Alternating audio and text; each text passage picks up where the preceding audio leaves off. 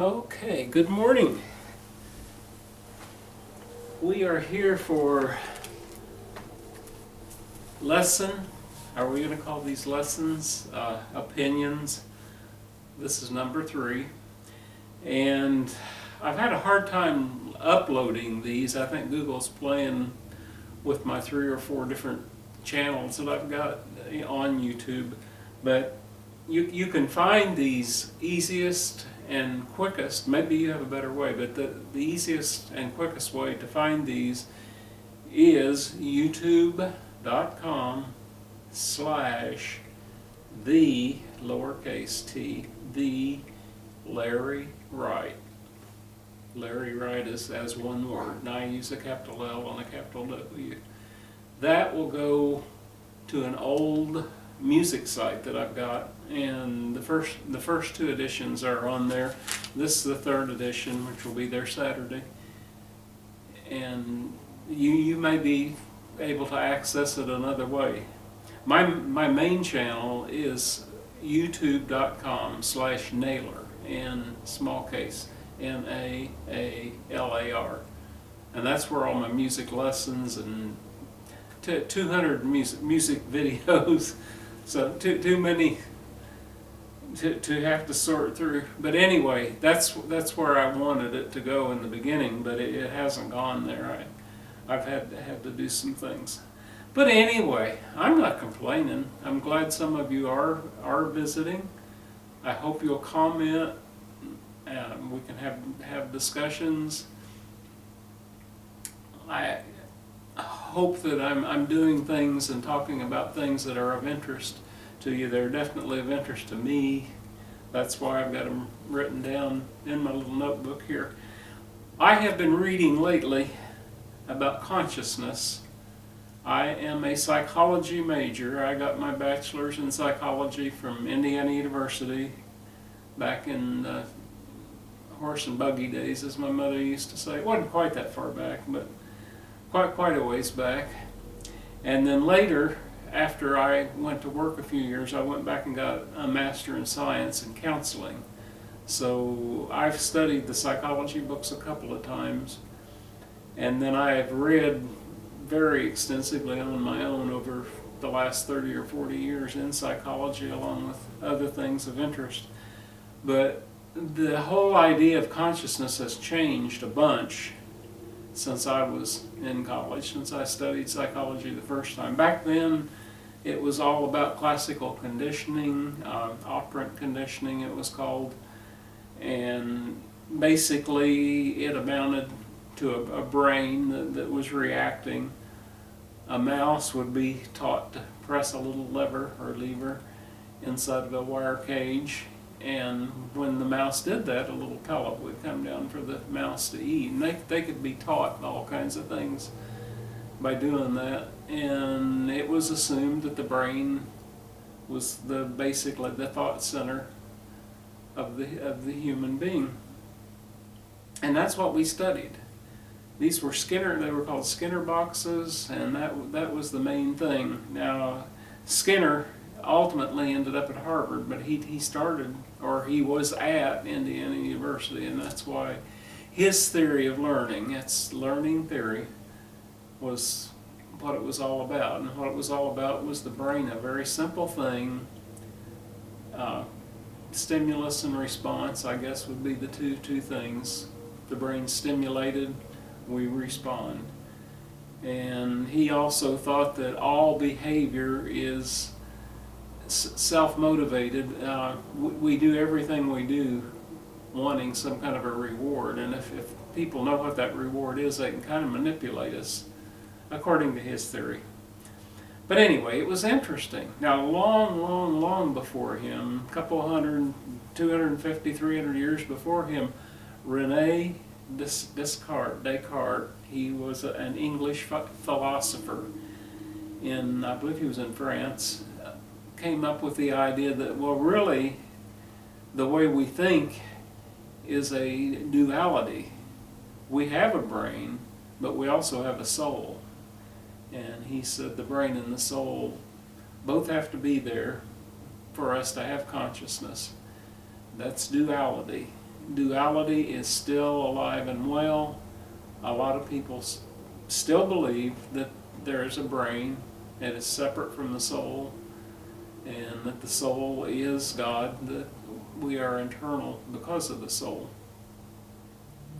But if you talk to brain scientists, psychiatrists, psychologists, whatever, people who specialize in the brain, I'm going to guess that 90% or more no longer believe in duality. They don't believe that there's such a thing, and I hate to say the word soul because I don't want to offend anybody.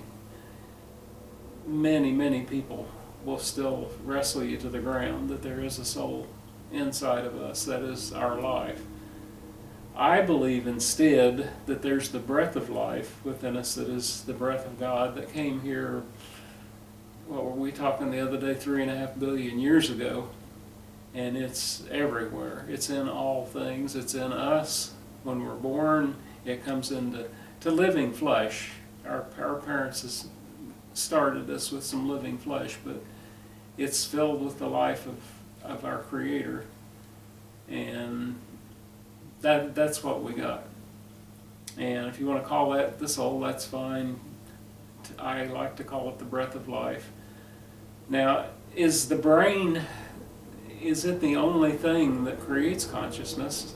Or, as in a book I'm currently reading, is it just a facilitator? Is it just a tool that receives signals, electronic signals, if you will, on nerves that feed cells within the brain, and thus consciousness is created? But in the book that I'm reading, all kinds of examples are given of consciousness apart from the brain, even outside of the human body. Now, you may have studied this yourself at some point in time. It's all kind of new to me. But the concept of one brain, one consciousness, one intelligence has been around quite a while. But now studies have been done, and some proof, if you want to call it proof, has been found for thought, for consciousness outside of the body.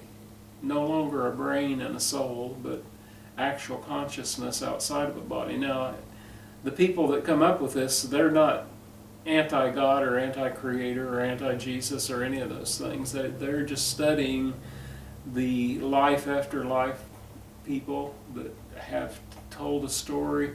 The story has been the same, that when their consciousness goes dark, their heart stops beating, their breath stops, and for all practical purposes they are clinically dead. But yet these people all report, well, I'll take that back. Not all, most of these people report a vision of a bright light, a tunnel that they go through, a visage of relatives. Often it's grandmothers, grandfathers, not their own mother and dad. I don't understand that part. But this is a sort of a universal thing, and that would tend to me to kind of support a consciousness of some type outside of the body, outside of the brain. There are even cases where the brain has been badly damaged, and the cells and the areas of the brain which scientists thought were the seat of consciousness are gone, and yet the person still has consciousness. There is one case of a young lady who, by damage or surgery that followed a wreck or something, she lost all of her brain except the stem of the brain. And I'm sorry, I'm not thinking of what it's called, but it's the part of the brain that governs your heartbeat, your breathing, the autonomic system within your body. I don't want to get too professory here with things I don't know that well. But anyway, this girl, it turns out, that still had a consciousness with nothing in her head except a brain stem. And she also was very bright. She turned out to be a college graduate, did very well in college and in her life afterwards. So there's some things that we don't understand yet and may never understand. I know we don't understand life, the breath of life that the Creator, that God Almighty breathed onto the earth throughout the creation. It's still there. It's what, in my opinion, what we become when we pass, when we're no longer the flesh and blood. But these people that I'm talking about this morning, they believe that this consciousness that we have here also is other places. They're talking about one consciousness, and the life after life people may have it right because they all tend to report the same thing. When I was in school, back again in the horse and buggy era, there was a famous psychiatrist named Carl Jung, Jung, in Switzerland. And he had a theory of a universal intelligence. And I don't remember anybody else, at least that far back, having that type of theory, but he may have been the first to get famous with that type of theory. And he also believed that there was a thing called a collective unconsciousness, that we have within us something similar to an animal's instinct, that we inherit all the thoughts that have ever been, and they're programmed into us when we're born. And this is something Carl Jung was famous for. So anyway, psychology and psychiatry, brain science, you can get a PhD in brain science, struggle to explain consciousness, the end result of activities of nerves or receptors, and the brain. The Descartesian idea of duality, a soul and flesh, and they also call this the ghost in the machine. I don't know who came up with that, has been rejected by modern day brain science. That leaves life to be explained only as divine, and I agree with that. Life is divine. Life enters and departs the flesh, unchanged and eternal. So I don't mean to get away from theology. This is part of theology. Who we are, what we become. Is there a place we become something else? And we can all have our own opinions. There may be one intelligence that fires all of us, that keeps us going. The creation is all about physics, chemistry, biology, and math. The laws of these disciplines are eternal, and they're one. They are one with our Creator. Life, or the breath of life, is God our Creator. Without life, the flesh is about biology and chemistry. Without life, there is no consciousness, lacking the basics necessary to its activities. Now that's the materialistic view, that if you shut off the blood flow to the brain, that's it. There's no consciousness. It's all about the brain machine that's within all of us. But these new people that I've talked to you about today are not in total agreement with that.